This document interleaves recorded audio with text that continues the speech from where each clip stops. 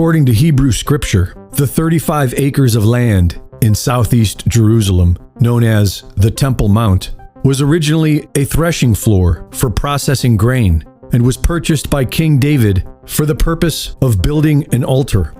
The first temple was built around 957 BC, stood for nearly 4 centuries, and was destroyed in 586 BC. It was this first temple, Solomon's temple, which became the symbolic importance of the Temple Mount. The Zohar and Kabbalah describe how the demon Asmodai taught Solomon how to control demons, which is how he built the temple. The legend of King Solomon is arguably the foundation of all Western occultism. Compiled in the 17th century from ancient sources, the Lesser Key of Solomon features a catalog of 72 demons, each with a name, a specific set of powers, and a unique symbol so that one can call upon them, as Solomon once did. This tradition of demonology continued on famously with Aleister Crowley in the 20th century and can be seen in the highest levels of Western government today. The Second Temple was built around 516 BC and was destroyed by Rome in 70 AD. The Romans then built a temple to Jupiter on the site. The city was renamed and Jews were forbidden entry. After the Roman Empire transformed into the Holy See, the Temple Mount became a garbage dump until 637 AD, when the second Caliph of Islam conquered Jerusalem and reportedly cleared the area of refuse with his own hands. Decades later, the Al-Aqsa Mosque was constructed and still stands today. In 1099, the armies of the Crusade captured Jerusalem, and for nearly a century, the Al-Aqsa Mosque became headquarters to the Knights Templar, until 1187, when Islam recaptured Jerusalem and the Al-Aqsa Mosque was restored to Islamic worship.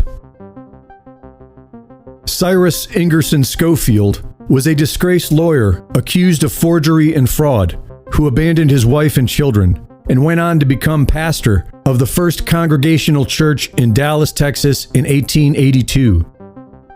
In 1896, Theodor Herzl published Der Judenstaat, the Jewish State, which argued that Jews constituted a nation and required a state of their own.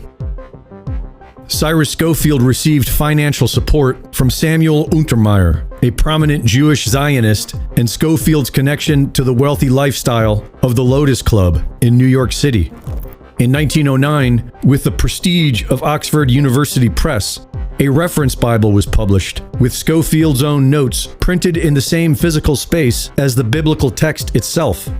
An ideal format to psychologically fool the reader into thinking these radical ideas are sacred text.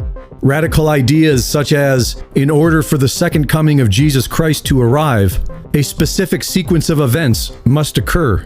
The modern return of Jews to the land of Israel, the rise of a world dictator, the destruction of the Al-Aqsa Mosque, and the construction of the Third Temple of Solomon in its place.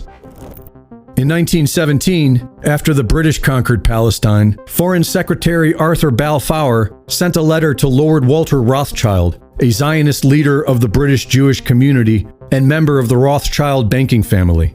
The letter stated, "His Majesty's government view with favor the establishment in Palestine of a national home for the Jewish people."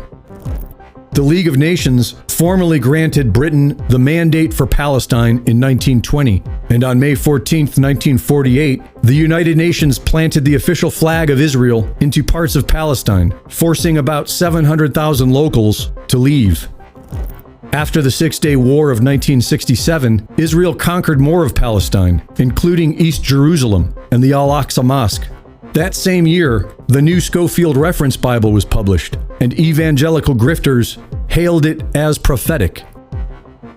The Scofield Reference Bible became arguably the single most influential religious text in American Protestantism after the Bible itself. It shaped the theological formation of generations of pastors and evangelists.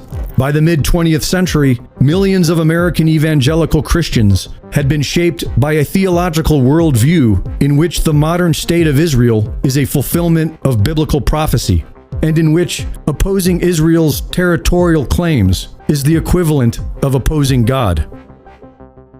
Greg Reese reporting.